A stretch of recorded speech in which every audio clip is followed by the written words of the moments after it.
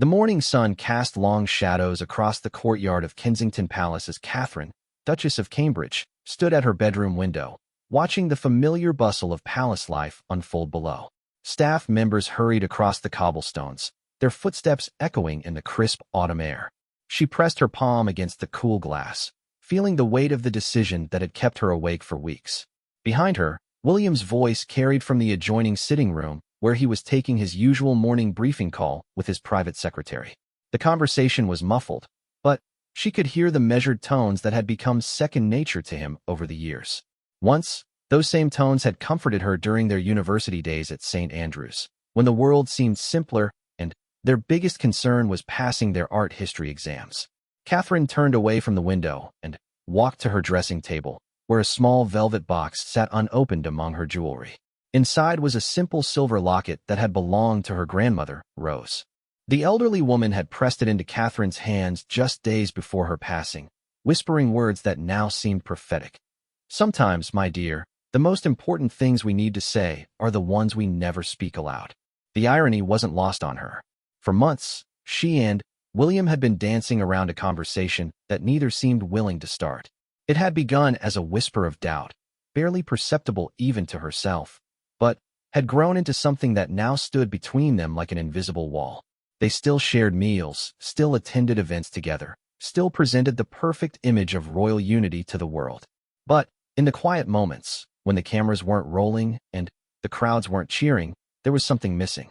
Catherine opened the locket and stared at the tiny photograph inside, her grandmother's wedding picture from 1952. Rose's face beamed with joy, her eyes sparkling with the kind of hope that only comes from believing in forever. Catherine had looked at this picture countless times over the years, especially during difficult periods, but today it felt different. Today, it felt like a reminder of what she might be walking away from. The sound of William ending his call drifted through the doorway, followed by his familiar footsteps approaching. Catherine quickly closed the locket and slipped it into her pocket as he appeared in the doorway, already dressed in his navy suit for the day's engagements. "Good morning," he said, his smile warm but somehow distant. It was the same greeting he'd given her for years, but lately, it felt more like a formality than an expression of genuine affection. "Good morning," she replied, turning to face him fully. For a moment, they simply looked at each other, and Catherine wondered if he could see the turmoil in her eyes. William had always been perceptive, even as a young man, but the demands of royal life had taught him to compartmentalize emotions in ways that sometimes made him seem unreachable. "The car will be here in 20 minutes, he continued, adjusting his tie in the mirror behind her. "The foundation visit should take most of the morning. Then, we have the luncheon with the Commonwealth representatives." Catherine nodded, though her mind was elsewhere. She thought about their early years together, when royal duties felt like adventures they were embarking on as a team.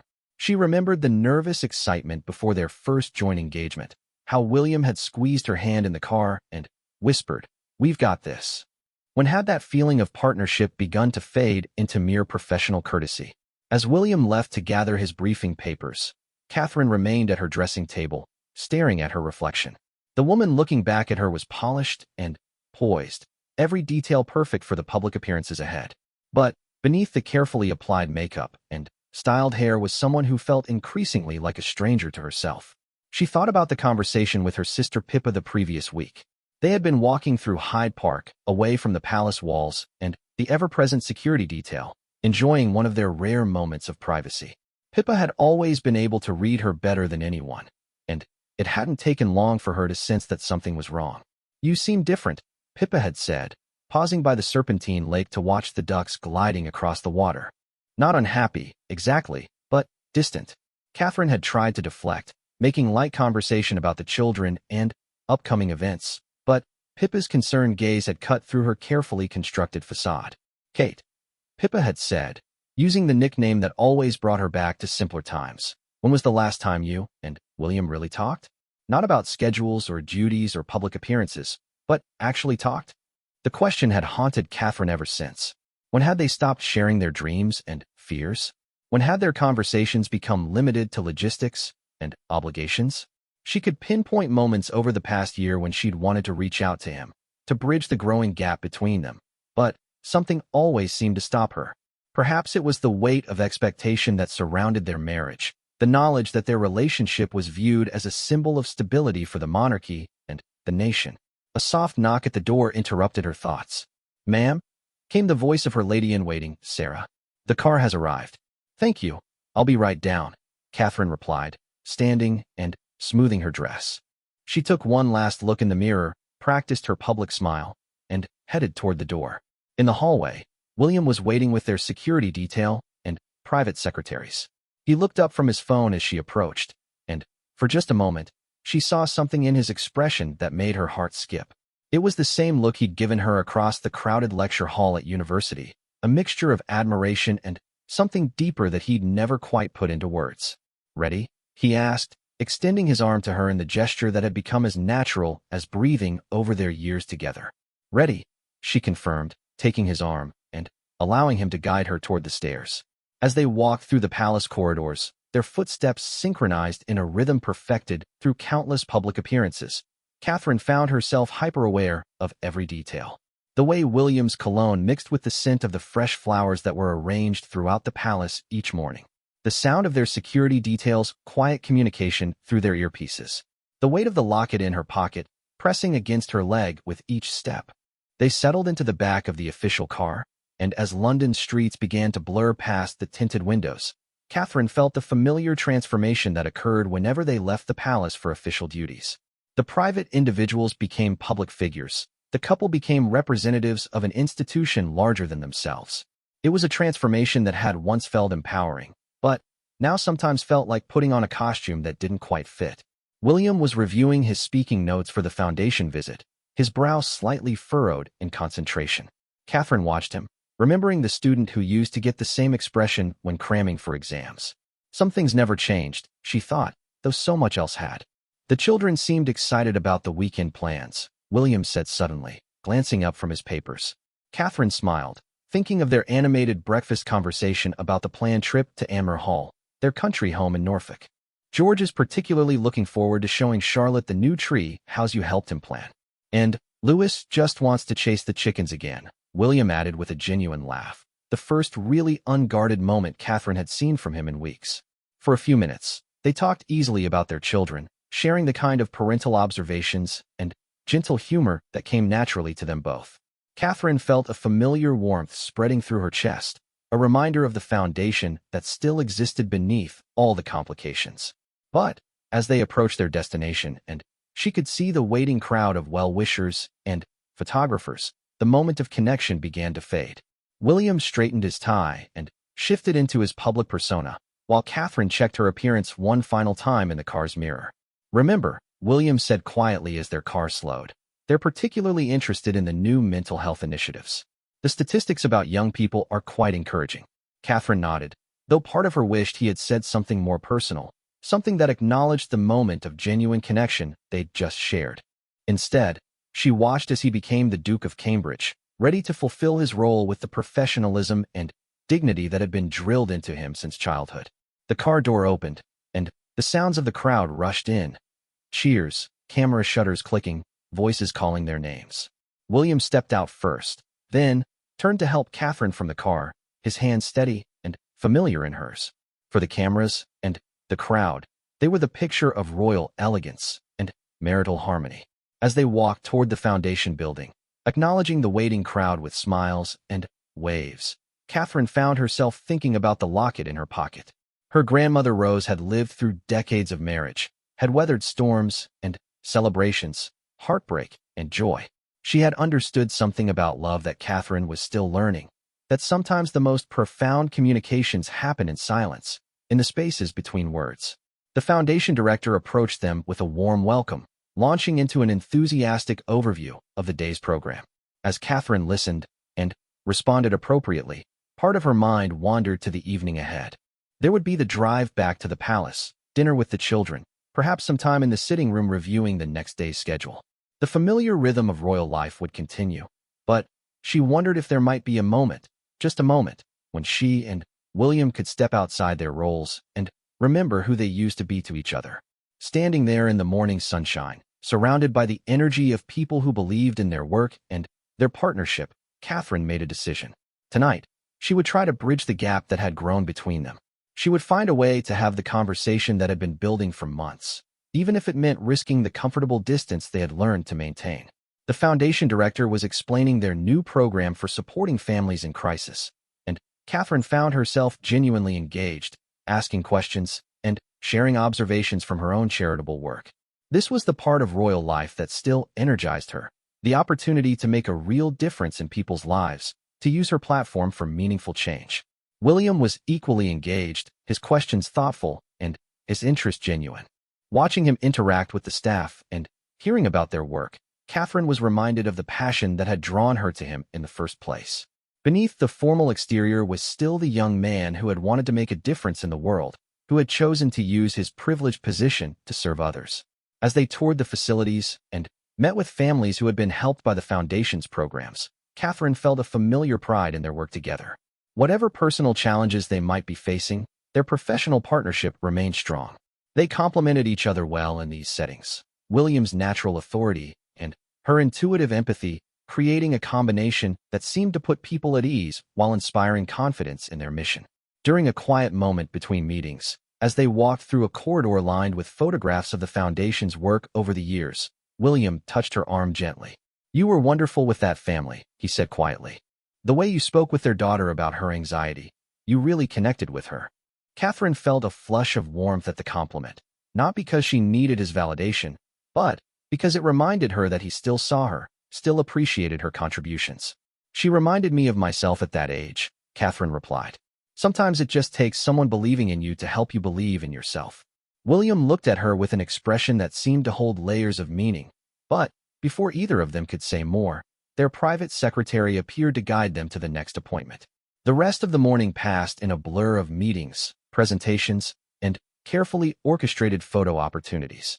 Catherine moved through it all with practiced ease, but the locket in her pocket seemed to grow heavier with each passing hour, a constant reminder of the conversation waiting to happen. As they prepared to leave for their luncheon appointment, Catherine found herself standing next to William in the Foundation's reception area, both of them momentarily alone as their staff handled final details. The silence between them felt charged with unspoken words, with months of careful politeness that had replaced the easy intimacy they had once shared. "William," she began, then stopped, unsure how to continue.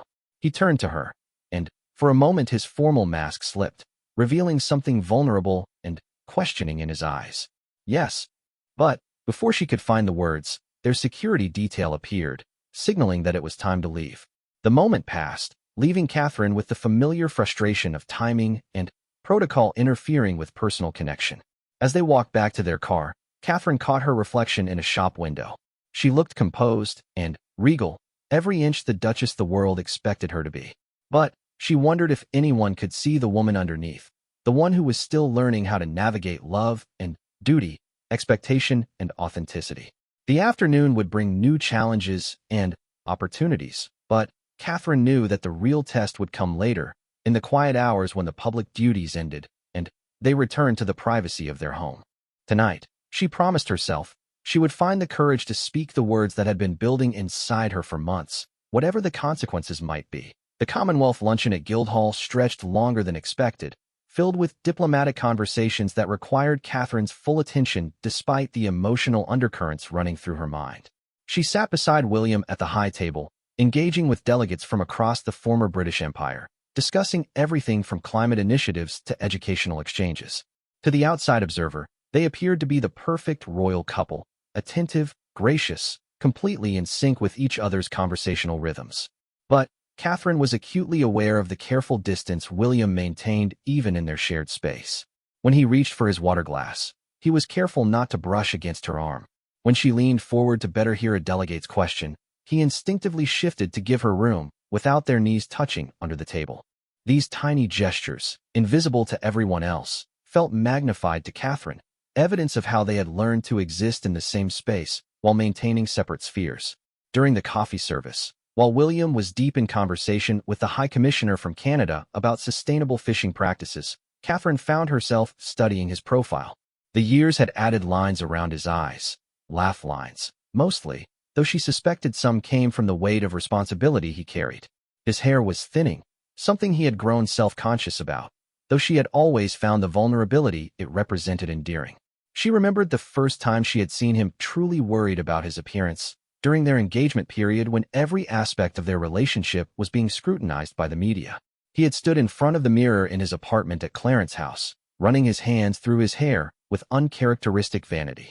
"They keep commenting on it," he had said, his voice carrying a note of frustration that reminded her he was still, in many ways, just a young man learning to live under constant observation. "I fell in love with you, not your hairline," she had replied, wrapping her arms around him from behind and meeting his eyes in the mirror. "Besides, your father is still quite handsome, and your grandfather was distinguished until the end." The memory of his grateful smile that day felt like a lifetime ago. When had they stopped reassuring each other about such small insecurities? When had their intimate conversations become limited to logistics and schedules? "The Duchess was just telling me about your children's environmental project," the delegate from New Zealand was saying, drawing Catherine back to the present moment. Catherine smiled, grateful for the practiced ease with which she could engage in these conversations even while her mind was elsewhere. "Yes, they've become quite passionate about reducing plastic waste. George has appointed himself the household recycling monitor." William turned toward the conversation, his face lighting up with genuine pleasure. "He takes his duties very seriously. Last week he gave me quite the lecture about single-use coffee cups." The table laughed appreciatively, and Catherine felt a familiar warmth at William's obvious pride in their children. Whatever challenges they might be facing as a couple, their shared love for George, Charlotte, and Louis remained uncomplicated and absolute. "Children often see environmental issues more clearly than adults," observed the delegate from Australia. "Less complicated by economic considerations and political realities." "Indeed," William agreed. "They have a wonderful clarity about right and wrong that we sometimes lose as we get older." Catherine caught something in his tone, a subtle weight that suggested he might be thinking about more than environmental consciousness. She glanced at him, but his attention had already shifted back to the Canadian Commissioner's questions about marine conservation. The afternoon wore on with the familiar rhythm of royal engagements. Polite conversation, strategic positioning for photographers, the careful balance of showing interest without becoming too personally involved. Catherine had mastered these skills years ago, but, lately, they felt more like performance art than natural expression. As the luncheon concluded, and they moved through the ritual of farewells and thank yous, Catherine found herself particularly moved by a conversation with the delegate from Kenya. The woman, probably in her 50s with kind eyes and an infectious laugh, had been describing her country's efforts to support young mothers in rural communities. "The most important thing," she had said, taking Catherine's hand with surprising warmth, "is that these women know they are not alone. So much suffering comes from isolation, from feeling that no one understands your struggles." The words resonated more deeply than Catherine had expected, and she found herself blinking back unexpected tears. The delegate squeezed her hand gently, as if sensing that her words had touched something personal. "You have a gift for connecting with people," the woman continued. "I can see it in how you listen, really listen. That's a rare quality in public life." Catherine thanked her, but, as they moved toward the exit, the delegate's words echoed in her mind. When was the last time she had felt truly heard, really listened to? When had she last been able to speak openly about her own struggles and fears? The drive back to Kensington Palace was quieter than usual.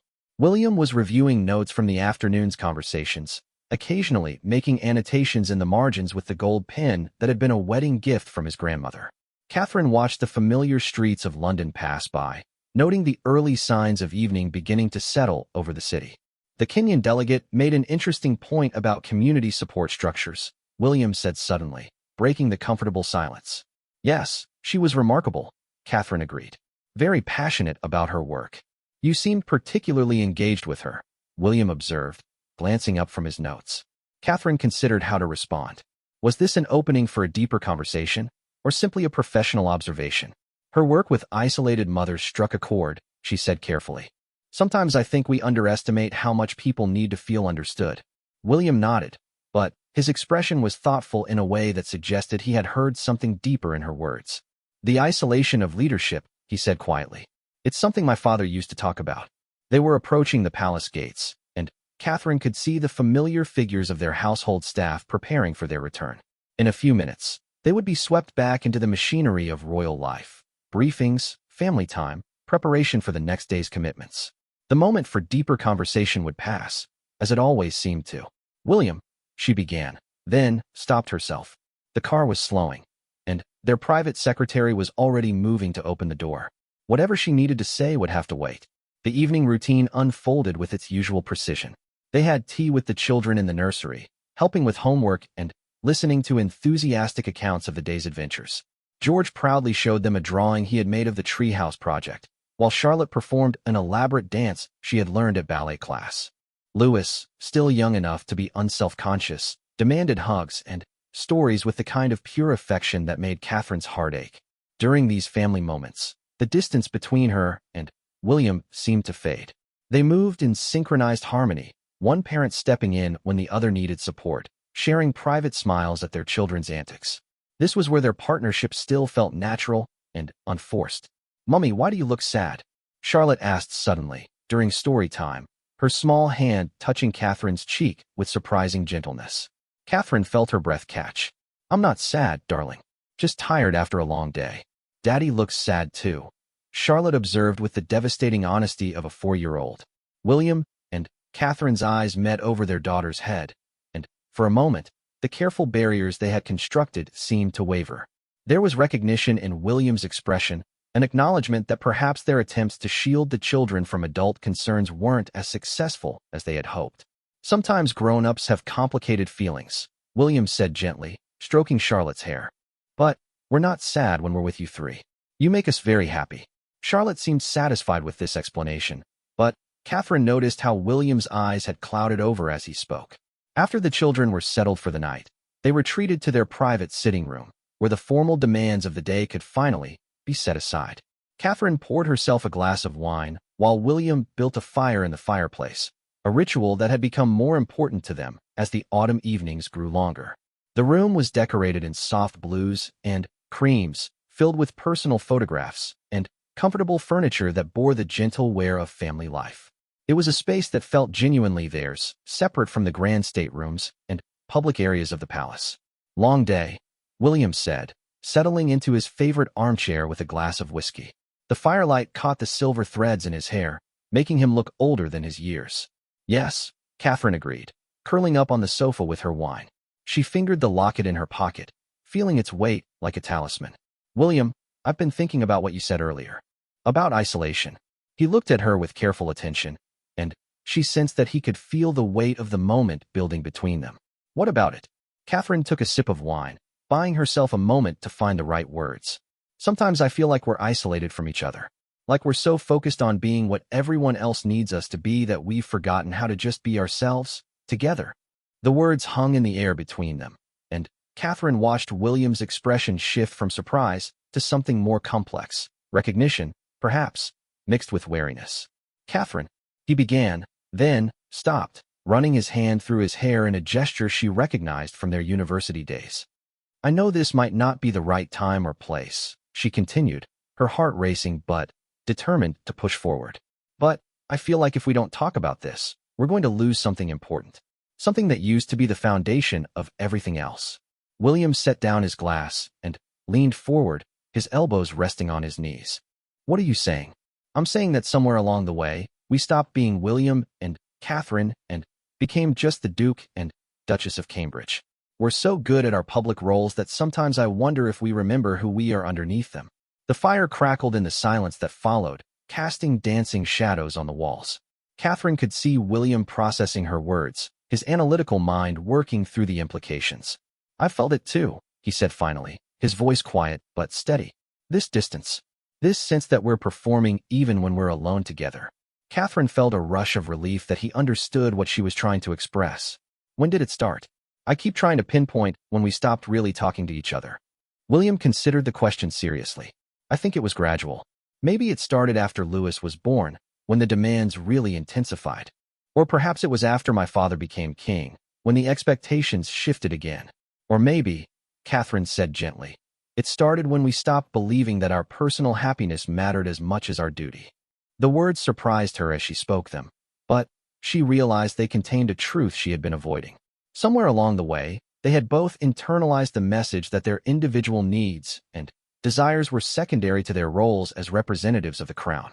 "That's a dangerous thing to say," William replied, but his tone was thoughtful rather than dismissive. Is it? Or is it dangerous to pretend that we can sustain this level of sacrifice indefinitely without it affecting our relationship? Catherine stood and moved to the window, looking out at the palace gardens where security lights illuminated the formal pathways. I love our life, William. I love our children. I believe in our work. I'm proud of what we've built together. But I miss feeling connected to you as a person, not just as a partner in duty. Behind her, she heard William rise from his chair. She felt his presence as he approached, stopping just behind her at the window. What are you asking for? He said, his voice careful. Catherine turned to face him, and, in the dim light of the room, she could see vulnerability in his expression that reminded her powerfully of the young man she had fallen in love with. I'm asking if we can find a way back to each other. I'm asking if we can remember what it felt like to choose each other every day, not just accept that we're stuck with each other. William's face went through a series of expressions: surprise, pain, consideration, and something that might have been hope. You make it sound like a choice between duty and love. Maybe it is, Catherine said quietly. Or maybe it's about finding a way to honor both without losing ourselves in the process. They stood there in the flickering firelight, two people who had shared nearly 2 decades of their lives together, trying to find their way through a conversation that felt both long overdue and potentially devastating. What would that look like? William asked finally. Finding our way back. Catherine felt tears starting in her eyes, though she wasn't entirely sure if they were from sadness or relief. I don't know, she admitted. But I know that I miss laughing with you about silly things. I miss having conversations that aren't about schedules or public appearances. I miss feeling like your wife, not just your colleague. William reached up and gently touched her face, his thumb brushing away a tear that had escaped. It was the most intimate gesture he had made toward her in months, and Catherine felt herself leaning into his touch despite everything. I miss those things too, he said softly. I just don't know if we can find our way back without risking everything we've built. What if everything we've built isn't worth having if we lose ourselves in the process? Catherine asked. The question hung between them like a challenge, and Catherine could see William struggling with it. His entire life had been about service, about putting duty before personal desire. The idea that their marriage might require him to reconsider those priorities was clearly difficult for him to process. I need time to think about this, he said eventually, stepping back from her. Catherine felt the physical distance he created like a small wound, but she nodded. Of course. This is a lot to process. It's not that I don't want to work on us, William said quickly, as if reading her thoughts. It's that I don't want to make promises I can't keep or changes I can't sustain. Catherine understood what he meant. Their lives were complicated by factors that other couples never had to consider. Every decision they made affected not just their family, but the institution they represented and the country they served. I know, she said. I'm not asking for answers tonight. I'm just asking you to think about whether there's a way forward that honors both our responsibilities and our relationship. William nodded, and Catherine could see that despite his need for time to process, he was taking her seriously. That gave her hope, even as the conversation left her feeling emotionally drained. They finished their drinks in thoughtful silence, both lost in their own thoughts about what had been said and what it might mean for their future. When William stood to go to his study, where he often spent late evening hours working, Catherine felt the familiar pang of loneliness that had become too common lately. William, she called as he reached the doorway. He turned back, and, in his expression, she could see the young man she had met at university, uncertain, hopeful, trying to figure out how to navigate a complicated world. Whatever we decide, I want you to know that I don't regret loving you, she said. Even if we can't find our way back, I don't regret the choice to share my life with you. For a moment, his careful composure cracked entirely, and she could see how deeply her words had affected him. Catherine, he said, his voice rough with emotion. But then he seemed to gather himself, nodding once before disappearing into the hallway, leaving Catherine alone with the dying fire and the weight of all the words that had been spoken and all the ones that still remained unspoken. The following morning brought with it the kind of gray London drizzle that seemed to seep into everything, including Catherine's mood as she prepared for another day of public appearances. She had slept fitfully, her mind replaying every word of the previous evening's conversation with William. When she had finally drifted off near dawn, her dreams had been filled with fragments of memory. Their wedding day, quiet moments at Anmer Hall, laughter over breakfast when the children were babies. William had already left for an early meeting with his father at Buckingham Palace when Catherine woke, leaving only a brief note on his pillow. "We'll talk more soon. Thank you for your honesty." The formality of the message stung, even as she appreciated his acknowledgement of what she had shared. Catherine moved through her morning routine mechanically, choosing a forest green dress that she knew photographed well and would be appropriate for the day's engagements. As she applied her makeup, she studied her reflection carefully, looking for signs of the emotional turbulence she was feeling. Years of royal training had taught her to present a composed facade regardless of her inner state, and she was relieved to see that skill hadn't abandoned her. The first appointment of the day was a visit to a children's hospital in South London, followed by the opening of a new wing at a mental health facility. The irony of the second engagement wasn't lost on her. Discussing emotional well-being while navigating her own relationship crisis felt almost surreal. Sarah, her lady-in-waiting, briefed her in the car about the families they would be meeting and the specific projects the hospital wanted to highlight. Catherine listened attentively, grateful for the distraction of focusing on other people's challenges. One particular case caught her attention: a 7-year-old boy named Jamie who had been battling leukemia for 2 years and was finally well enough to return home. "His mother wrote to us specifically requesting a meeting," Sarah explained. "Apparently, Jamie has been following your charitable work and told the nurses that meeting you was his biggest wish." Catherine felt her heart contract. Children like Jamie reminded her why her work mattered, why the sacrifices required by royal life could be worthwhile. It also made her think about her own children, healthy and safe at school, and how she would feel if she were in Jamie's mother's position. The hospital visit began in the main lobby, where Catherine was greeted by the chief executive and several department heads. She moved through the introductions with practiced ease, asking thoughtful questions about patient care and funding challenges. But it was when she reached the children's ward that she felt her professional composure deepen into something more personal. Jamie was waiting in a bright playroom decorated with colorful murals and filled with toys donated by various charities. He was smaller than Catherine had expected, his pale face dominated by large brown eyes that seemed to hold wisdom beyond his years. When she entered the room, he stood up carefully, still weak from treatments, and offered her a slightly lopsided bow. "Your Royal Highness," he said with careful pronunciation, clearly having practiced the greeting. "Hello, Jamie," Catherine said, crouching down to his eye level. "I've heard you've been very brave." Jamie's face lit up with a shy smile. "Mummy says being brave doesn't mean you're not scared. It means you do what you have to do even when you are scared." The simple wisdom of the child's words hit Catherine unexpectedly hard. "Your mummy is very wise," she managed, feeling tears threatening behind her professional composure. They spent 20 minutes together, during which Jamie showed her his collection of get-well cards and explained his elaborate drawings of superheroes. His mother watched from nearby, her face glowing with pride and exhaustion in equal measure. "He's been so excited about today," she told Catherine quietly while Jamie was distracted by a volunteer reading to other children. "The treatments have been difficult, but he never complains. He just keeps saying that if you can help so many people while being sad sometimes, then he can be brave too." Catherine felt her breath catch. "While being sad sometimes?" The mother looked embarrassed. "Oh, I hope I haven't said something inappropriate. It's just that Jamie is very observant, and he noticed in some recent photographs that you look tired. He told me that even princesses must get sad sometimes, but they keep helping people anyway." Catherine glanced over at Jamie, who was now engrossed in a picture book about dragons. The idea that a 7-year-old had perceived something in her public appearances that she thought she had hidden was both disturbing and touching. When it came time to leave the ward, Jamie surprised her by asking for a hug instead of a formal handshake. As she held his small, fragile body, Catherine felt a profound sense of perspective settling over her. Whatever challenges she and William were facing, they had their health, their children's well-being, and opportunities that most people could only dream of. The mental health facility visit that followed provided another layer of emotional complexity to the day.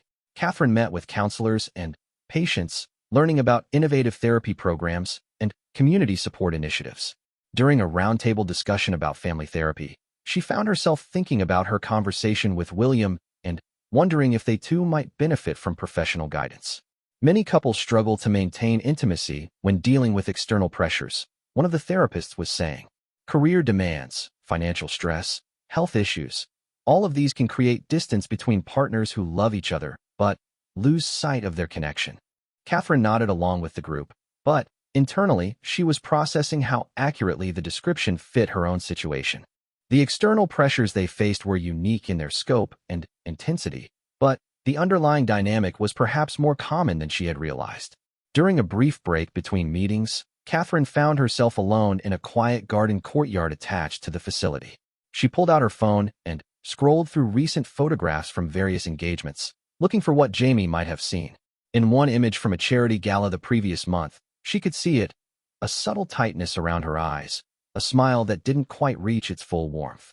The realization that her emotional state was visible despite her best efforts was unsettling. Her phone buzzed with a text message from William. "How is the hospital visit going? Thinking of you." The unexpected personal touch in his message made her smile genuinely for the first time that day. She typed back, "Moving and inspiring as always. Hope your meeting went well." His response came quickly, "We should talk tonight. Away from the palace, if possible." Catherine stared at the message, feeling a mixture of hope and apprehension. The suggestion of meeting away from their usual environment implied that William had been thinking seriously about their conversation and wanted to create space for a deeper discussion. The afternoon concluded with a reception for hospital volunteers and major donors. Catherine moved through the crowd with renewed energy, partly due to the inspiration she had drawn from meeting Jamie and other patients, but also because of William's text and the promise of a meaningful conversation that evening. During the reception, she was approached by an elderly woman named Margaret who had been volunteering at the hospital for over 30 years. Margaret had a kind face deeply lined by age and what appeared to be a lifetime of smiling at others. "I hope you don't mind an old woman speaking freely," Margaret said, taking Catherine's hand with surprising firmness. "But I've been watching you today, and I see something in your eyes that reminds me of myself many years ago." Catherine felt herself tense slightly, wondering what perceptions this stranger might share. "Oh, you're carrying something heavy," Margaret continued gently. "I recognize it because I spent years doing the same thing. The weight of other people's expectations, of trying to be everything to everyone while forgetting to take care of yourself." Catherine glanced around nervously, but they were in a relatively quiet corner of the reception room, and Margaret's voice was pitched for privacy. "The thing I learned too late," Margaret went on, "is that you can't pour from an empty cup.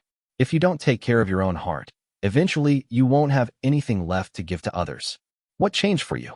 Catherine asked, surprised by her own willingness to engage in such a personal conversation with a stranger. Margaret smiled. "I nearly lost my marriage trying to be perfect for everyone else. My husband finally told me that he would rather have me happy than impressed with my martyrdom. It took years to learn how to balance caring for others with caring for myself, but it was the best thing I ever did."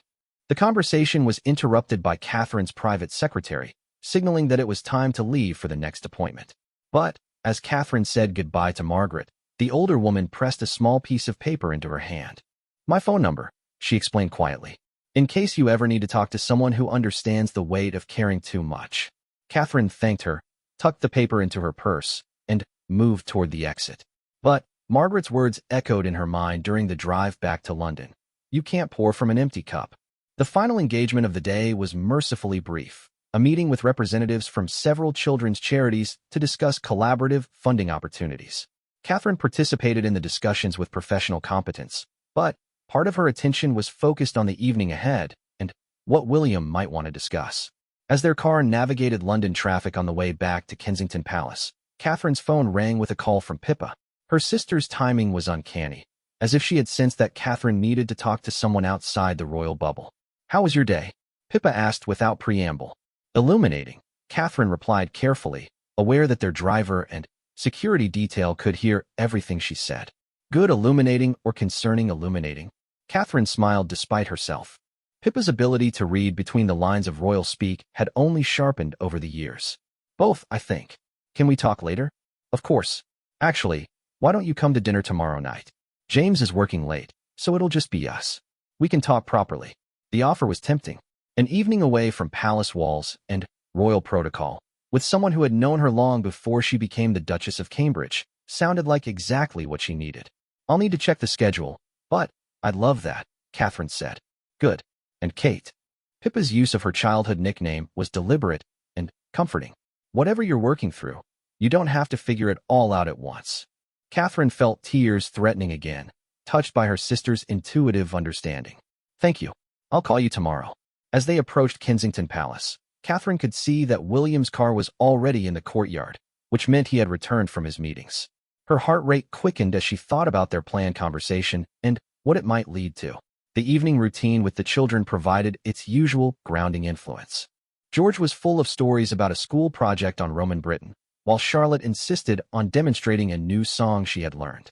Louis, now walking confidently, delighted in chasing the palace corgis around the garden while Catherine and William supervised from the terrace.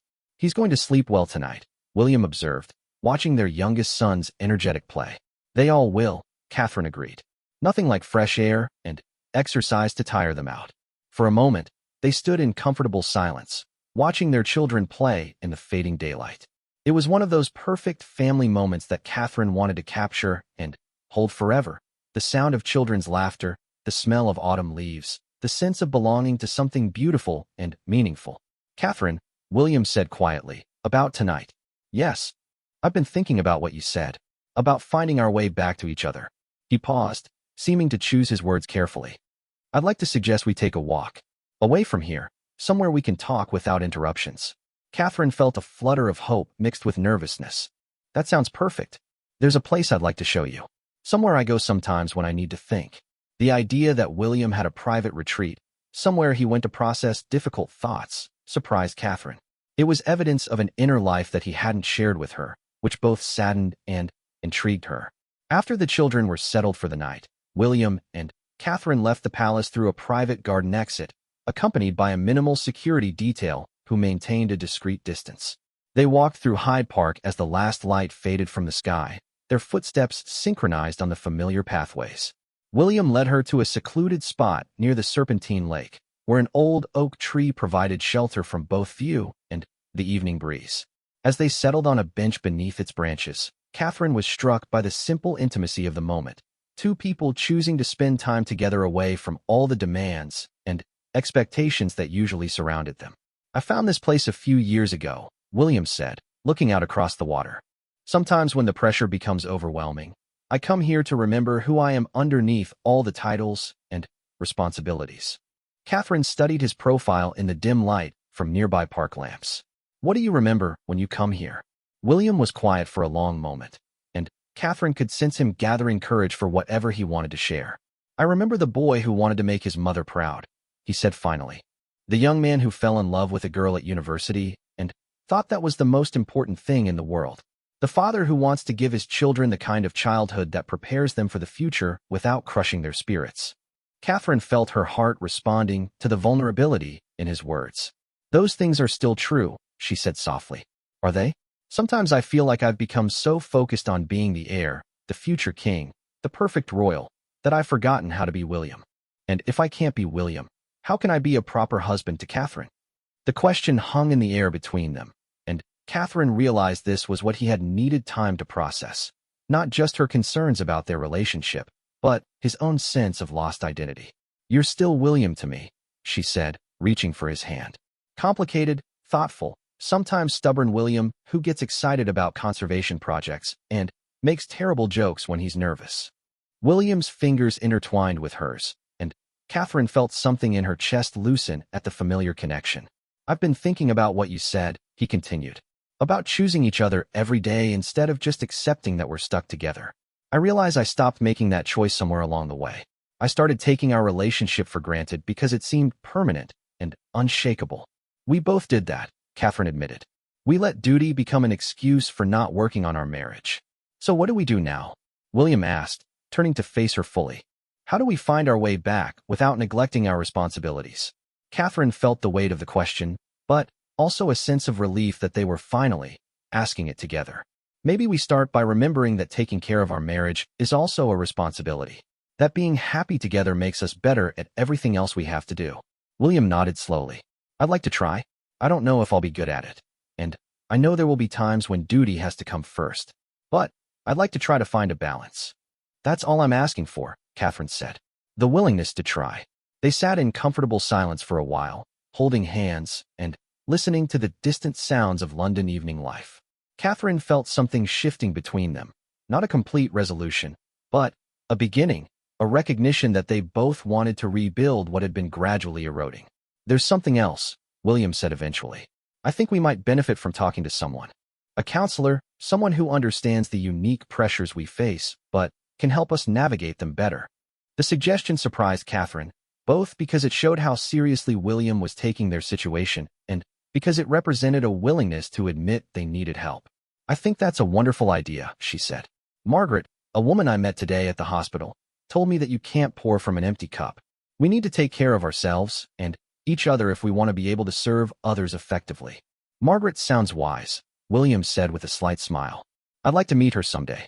As they prepared to walk back to the palace, Catherine felt a cautious optimism building in her chest.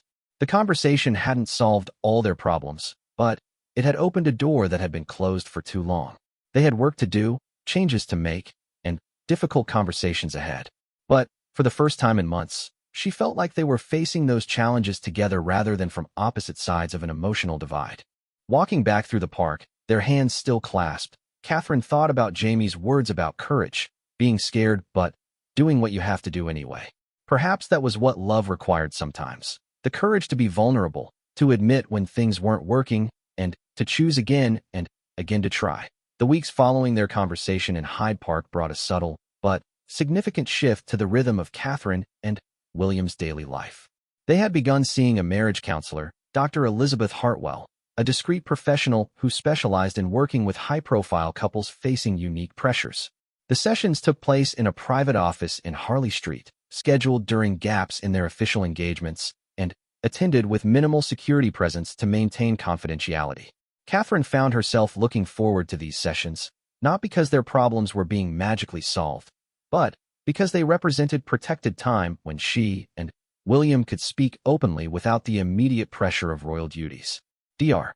Hartwell had an unusual gift for helping them recognize patterns in their communication while respecting the genuine complexities of their public roles.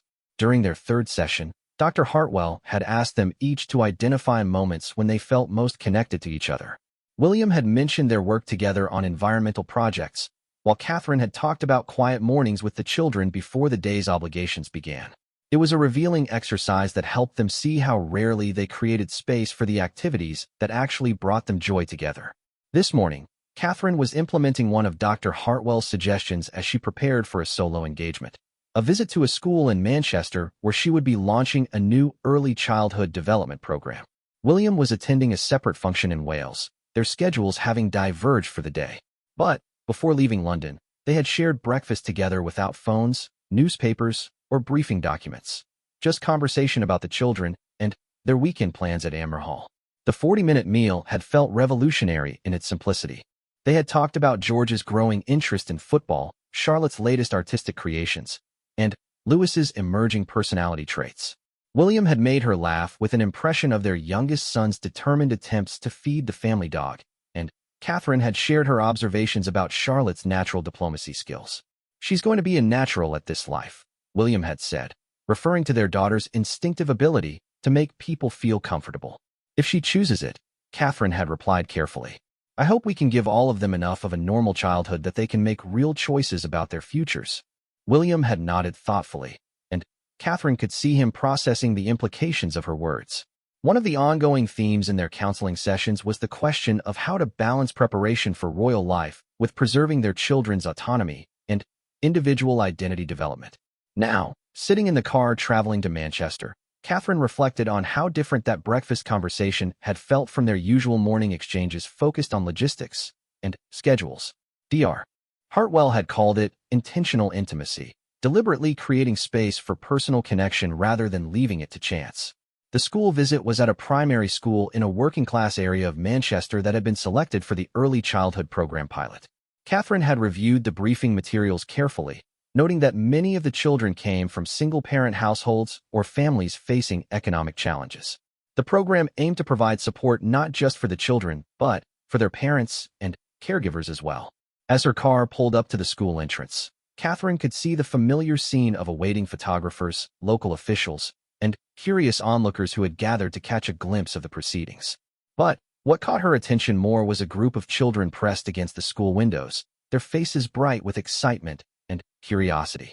The head teacher, Mrs. Sarah Collins, greeted Catherine with warm professionalism as she stepped from the car.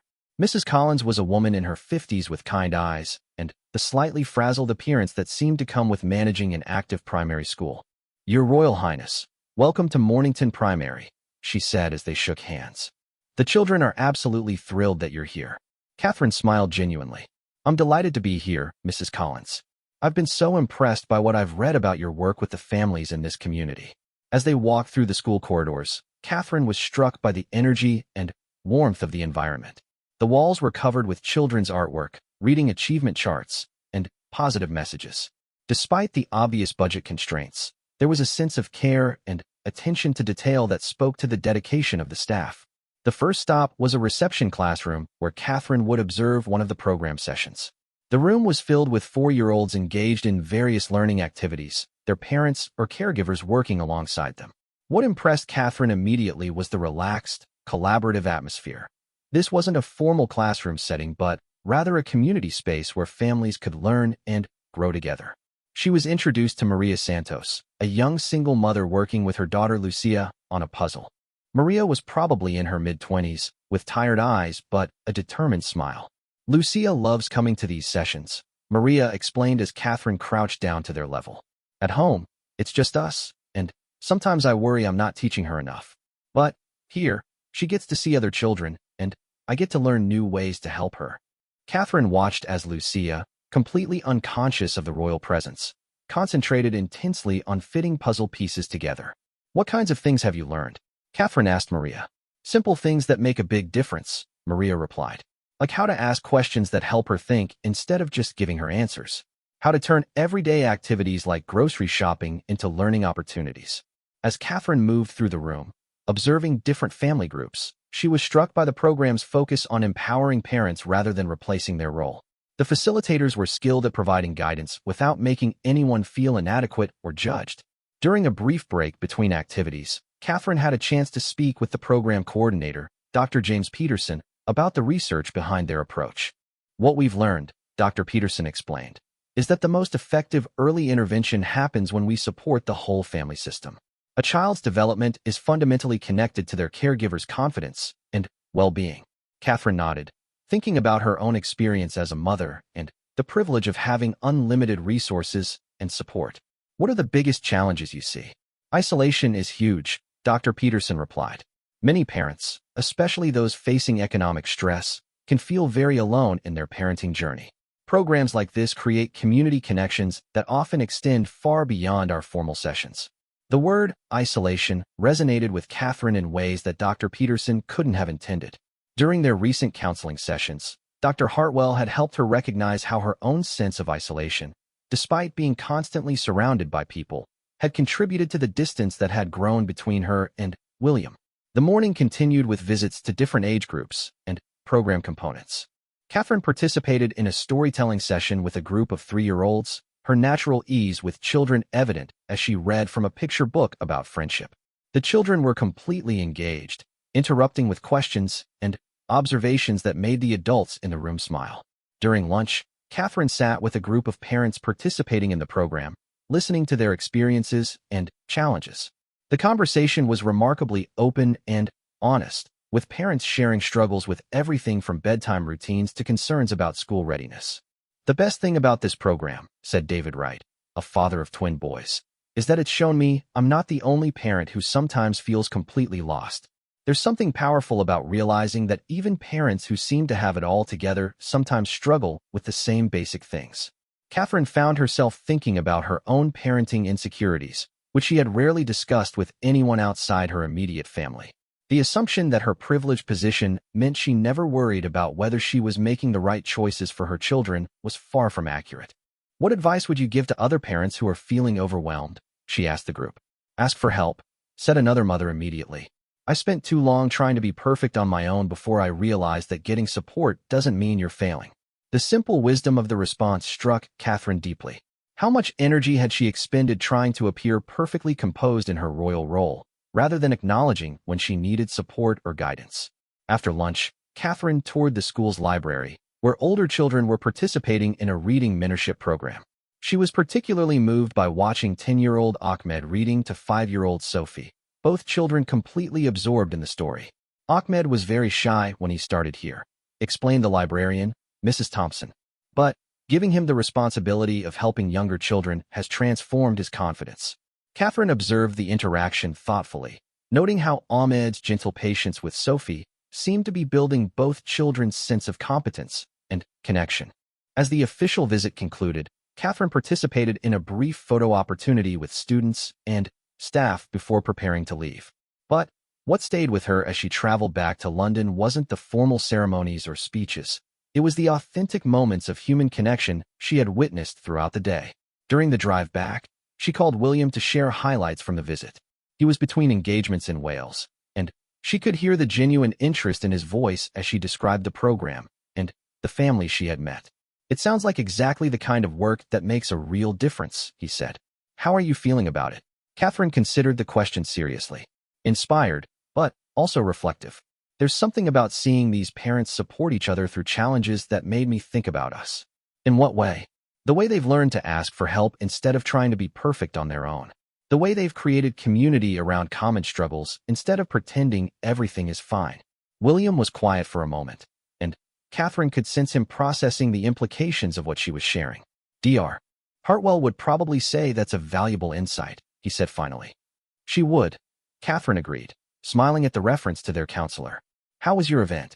William described his visit to a sustainable agriculture project, and Catherine could hear the enthusiasm in his voice as he talked about innovative farming techniques and their environmental impact. This was William at his best, engaged with work that aligned with his passions and values. "We make a good team when we're both doing work we care about," Catherine observed. "We do," William agreed. "I think that's something we lost sight of, how much energy we get from meaningful work, and how that positive energy affects everything else." Their conversation continued for another few minutes, covering logistics for the next day, but also personal observations and shared reactions to their respective experiences.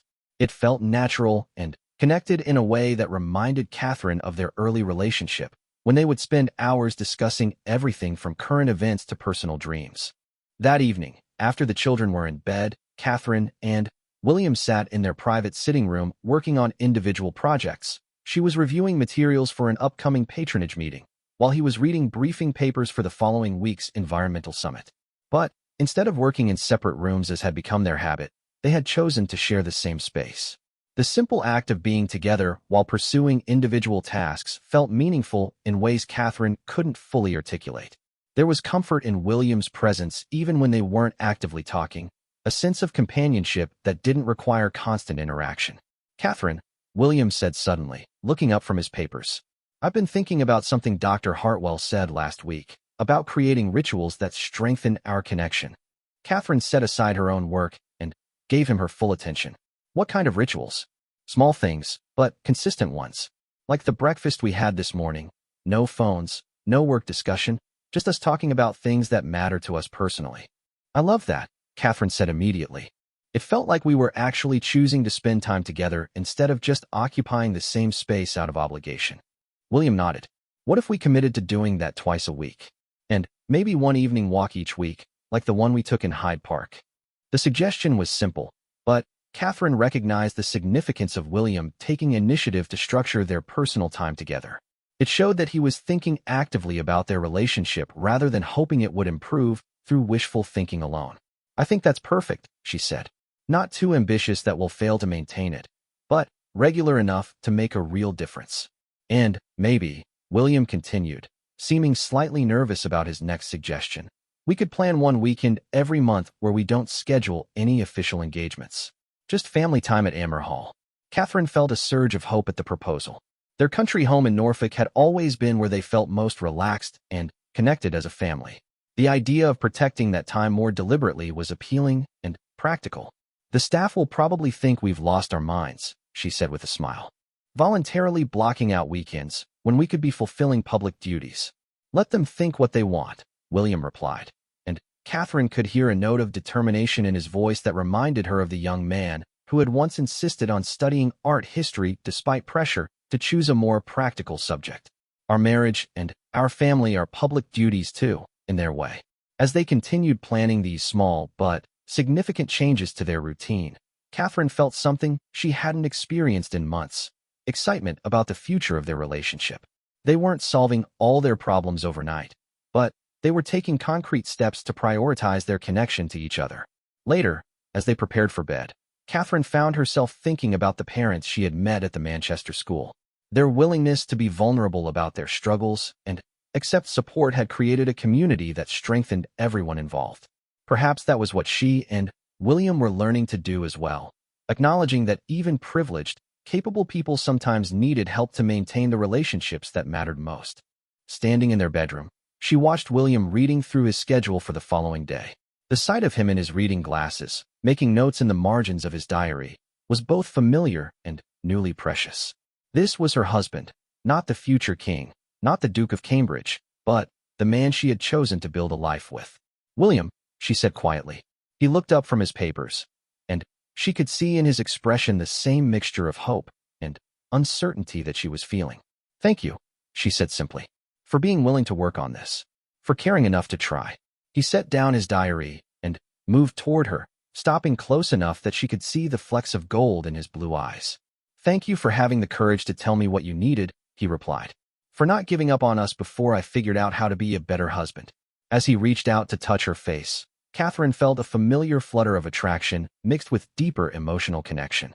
This was what she had missed most, not just physical intimacy, but the sense that they were truly seeing each other, choosing each other, rather than simply going through the motions of a long-established partnership. "We're going to be okay," she said, as much to herself as to him. "We're going to be better than okay," William replied, and for the first time in months, Catherine believed him completely. 3 months after that transformative conversation in Hyde Park, Catherine stood in the music room at Amer Hall, watching through the tall windows as William and the children built a bonfire in the garden. The November evening was crisp and clear, with the kind of star-filled sky that was only visible away from London's bright lights.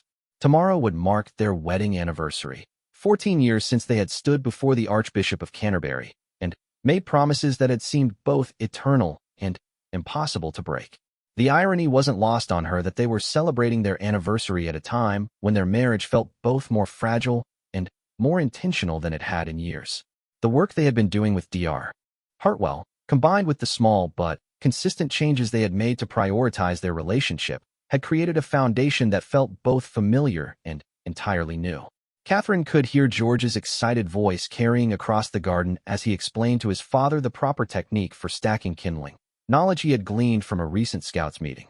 Charlotte was carefully arranging pine cones around the base of the fire, while Louis toddled between his siblings with the kind of fearless enthusiasm that made Catherine's heart skip with both joy and anxiety. The scene was perfectly ordinary, a family preparing for an evening bonfire on their country estate, but Catherine found herself treasuring it with unusual intensity.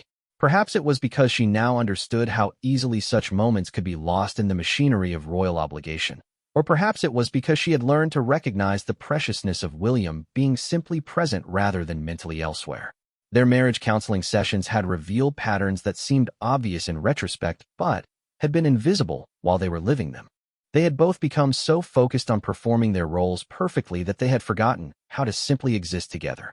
Dr. Hartwell had helped them understand that the pressure they felt to be exemplary in every aspect of their public lives had gradually crept into their private relationship, creating impossible standards that left no room for ordinary human struggle or growth. The breakthrough had come during their 7th session, when Dr. Hartwell had asked them to describe a perfect day together without any reference to duties, appearances, or other people's expectations. Catherine had talked about sleeping late, making pancakes with the children, and spending the afternoon reading books in the garden. William had described taking long walks with no destination, having meandering conversations about everything and nothing, and playing board games after dinner. What had struck them both was how achievable their visions were, and how rarely they allowed themselves such simple pleasures. They had somehow internalized the belief that relaxation was self-indulgent, that their privileged position required constant productivity and service. Learning to claim space for rest and play had felt revolutionary. Catherine smiled as she watched William lift Louis onto his shoulders so their youngest could help light the fire. 6 months ago, William might have been distracted during such a moment, mentally reviewing the next day's schedule or answering emails on his phone. Now he seemed fully present, laughing at Lewis's excited squeals and patiently answering George's stream of questions about fire safety. The changes hadn't been dramatic or immediate. There had been setbacks, moments when old patterns reasserted themselves under stress. But, gradually, they had developed new habits that protected their relationship and family time. The twice-weekly breakfast conversations had become sacred, with their staff strictly instructed not to schedule anything that would interfere. Their evening walks had evolved into opportunities for deeper discussions about everything from parenting concerns to personal dreams they had set aside. Perhaps most importantly, they had learned to recognize when duty was genuinely calling versus when they were using obligations as an excuse to avoid emotional intimacy. Dr. Hartwell had called it discernment between service and avoidance, and it had been one of the most challenging concepts for them to implement. Catherine's phone buzzed with a text from Pippa. "Happy early anniversary. How are you feeling?" She typed back, "Grateful. Really, truly grateful." Pippa's response came quickly, "I'm so glad. You both seem different lately. Lighter, if that makes sense." Catherine considered the observation. They did feel lighter, though perhaps more grounded would be equally accurate. The work of rebuilding their connection had been difficult, requiring them to confront assumptions about marriage and duty that they had never questioned.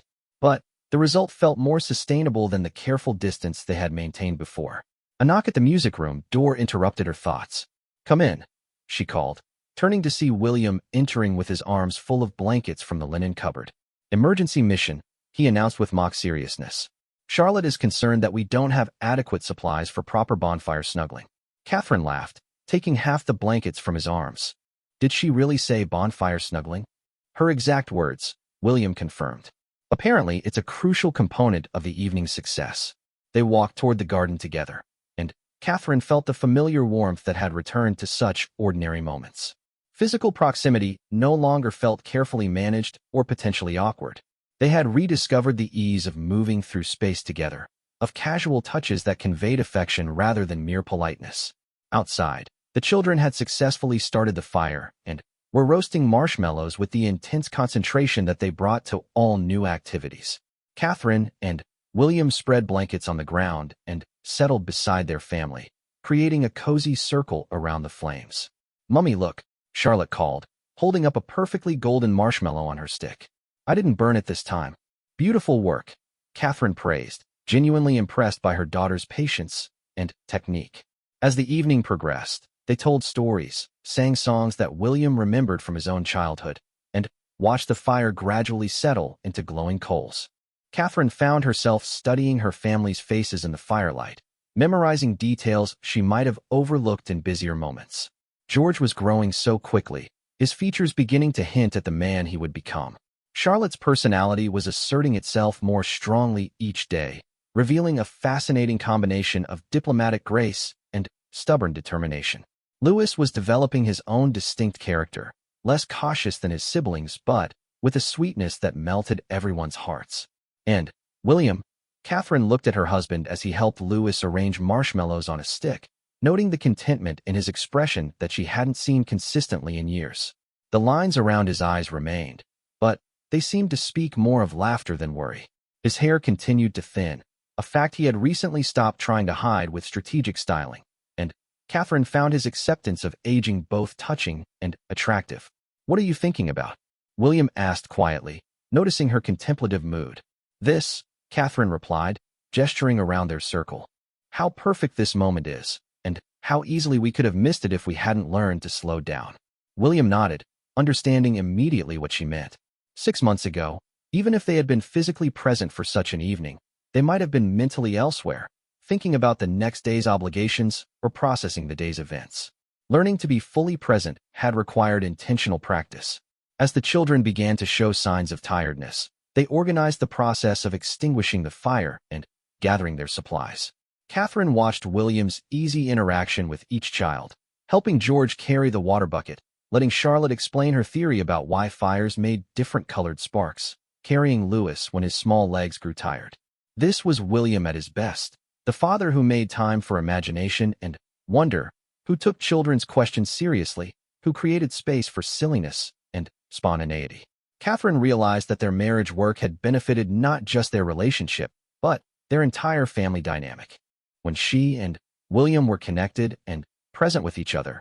It seemed to create a foundation of security that allowed all of them to be more authentic.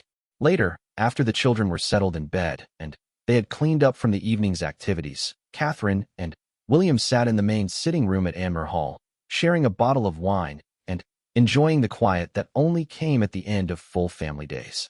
The room was decorated simply but comfortably, with family photographs, children's artwork, and the kind of well-loved furniture that invited relaxation. This was where they felt most like themselves, away from the formality of palace life, surrounded by evidence of the life they had built together. "I have something for you," William said, setting down his wine glass and retrieving a small wrapped package from a desk drawer. Catherine felt a flutter of surprise. They had agreed to keep anniversary gifts simple this year, focusing more on experiences together than material objects. "It's not officially our anniversary until tomorrow," she protested mildly. "I know, but I wanted to give this to you here, where it's just us," William explained, sitting beside her on the sofa. Catherine unwrapped the package carefully, revealing a small leather journal with their initials embossed on the cover. As she opened it, she saw that William had written an inscription.